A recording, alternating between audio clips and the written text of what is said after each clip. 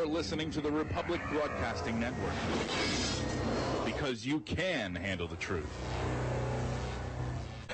My guest today is Charles Carlson.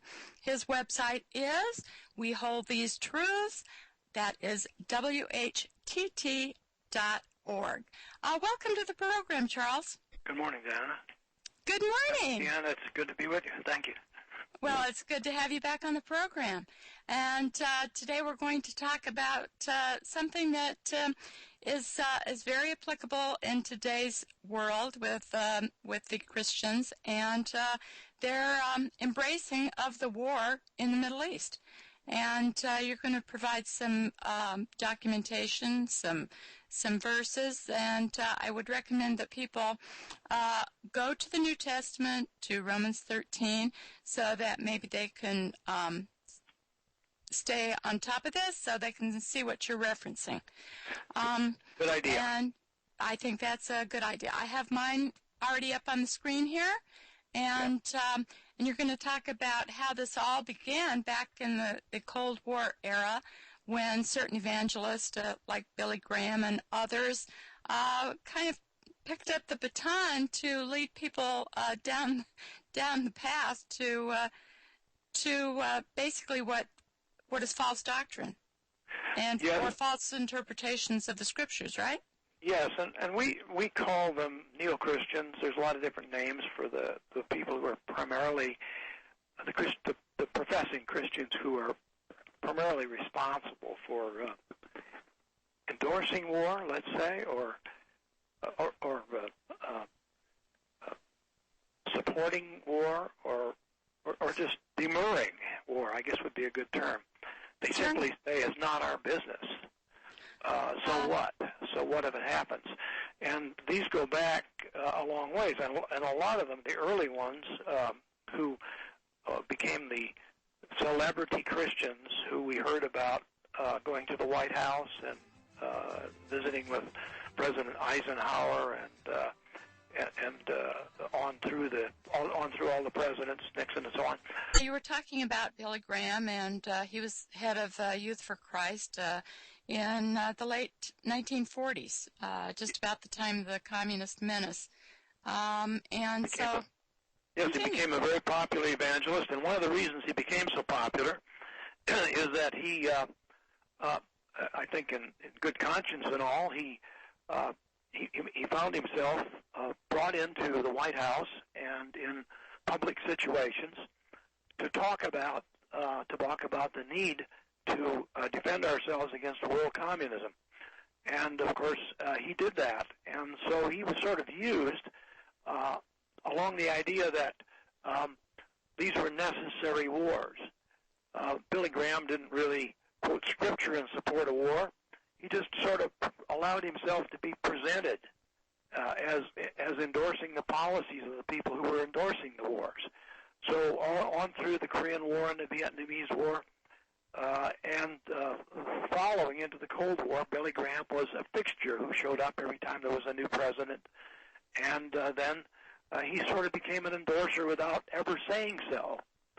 But now all of this has been accelerated to where we have Christian leaders who actually pound the drum for war. And the reason for this, of course, was a change. We went from the era where we were a war-based economy. We were dependent upon wars to keep our economy going, pounding along. But these were the communist wars, and the theme was we were all anti-communist. Many of us found ourselves serving in the military during that time. We were conscripted. Everybody was. And you got conscripted once, you were lucky. If you got conscripted twice, you were unlucky. I got conscripted twice. So the Cold War era was an era when godless communism was our enemy, and the symbol of the resistance to godless communism, of course, were people like Billy Graham. Now, along the way, the Cold War went its way, as you know, with Vietnam, and pretty soon we found ourselves in a new ideological conflict that started up during the 1990s the very early 1990s, in 1991 to be precise, when we bombed the first Islamic country. And at that time, we began to see the huge campaign against godless Islam.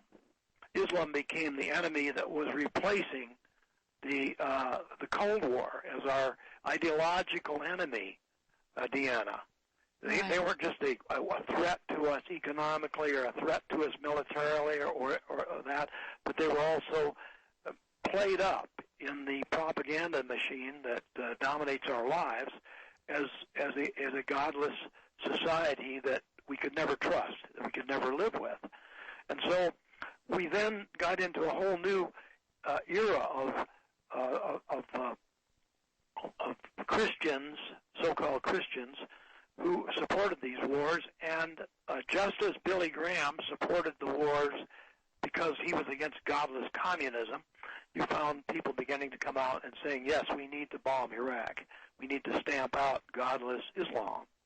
And so this is developed into, of course, the present situation, which we discussed before, where we have, 3 wars going all at the same time, all with Islamic countries, and 2 or 3 more pending right, wars. That we know about. That we know about, all standing in line. These countries are standing in line, waiting to see who is going to be singled out and bombed first.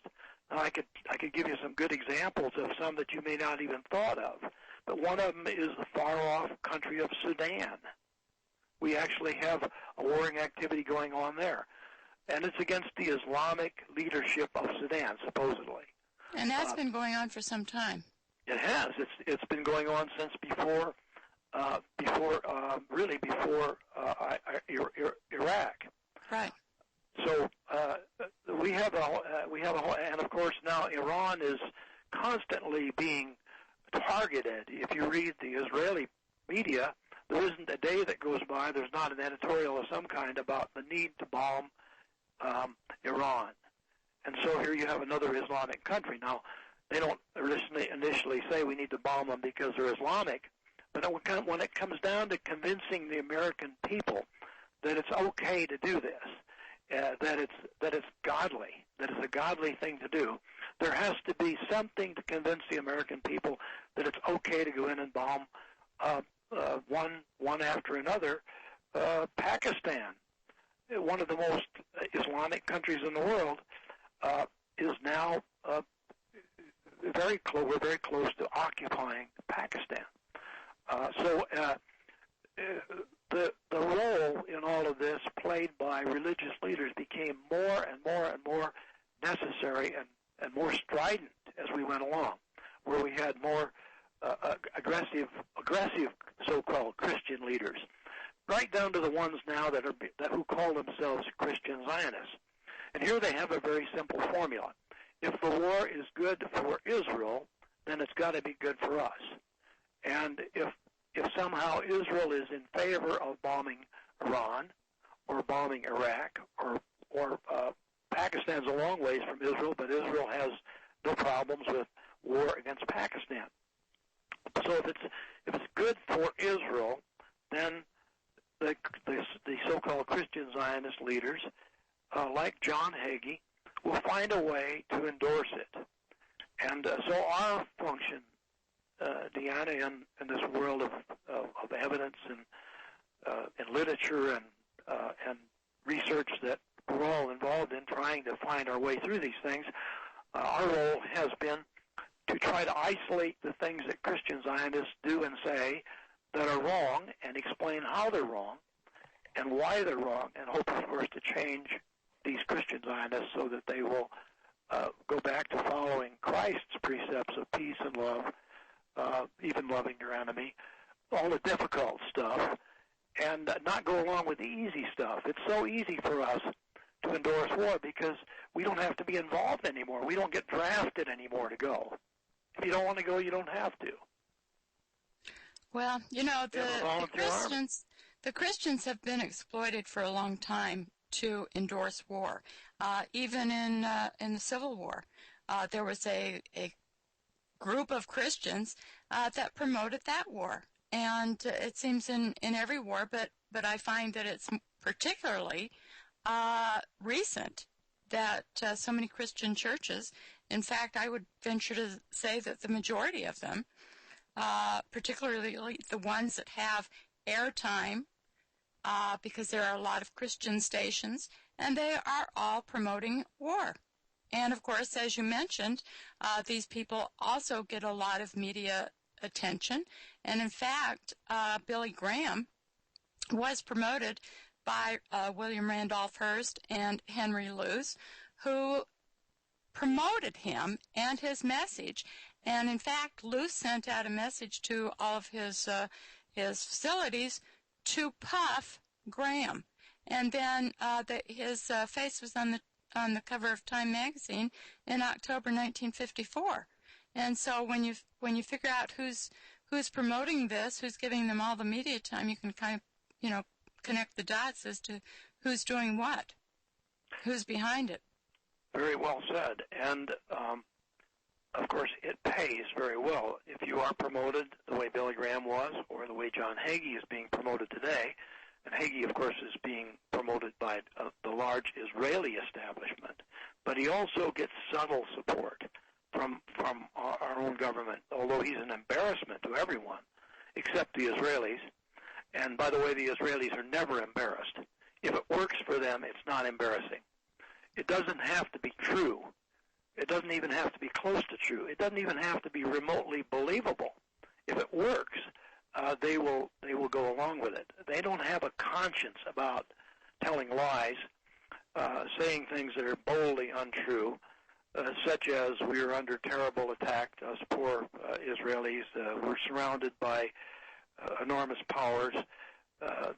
They don't mind saying things that they know 25% of the American people know are absolutely untrue.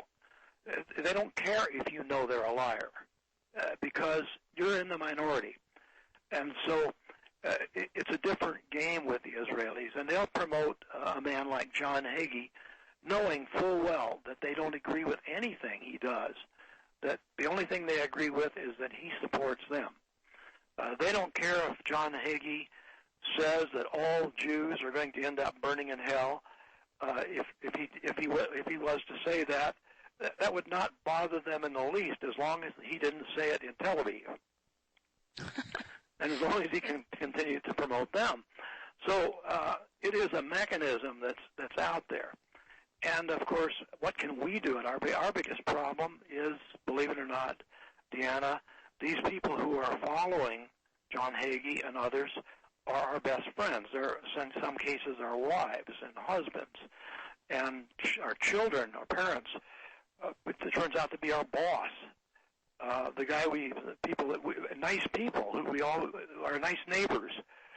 They get up in the morning, go to one of these evangelical Christian Zionist churches, and if you were to sit down and start talking to them, the first time you mention the state of Israel, their eyes glaze over. And if they sense that somehow you don't agree with the policies of the state of Israel, there's a separation wall that pops up right away. And it doesn't have to be someone that you're in debate terms with. It can be someone right in your family, and you can see separation happen right in front of you, right in your own family. Okay, I might say, Deanna, when people go to our website, we have a page that is often overlooked, and it's called Project Straight Gate, and it's an account of the many churches that we've confronted about being Christian Zionist churches. And I want to say right at the outset, if I didn't say this last time in the program, the hope in all of this, the powerful support for war that comes through Christian Zionists and even our friends and families, and there's an awful lot of these people, but the hope in all of this is that the theology that people follow that lead them to be Christian Zionists makes no sense at all. It's not scriptural. It's not logical. For the most part, it's pretty ridiculous.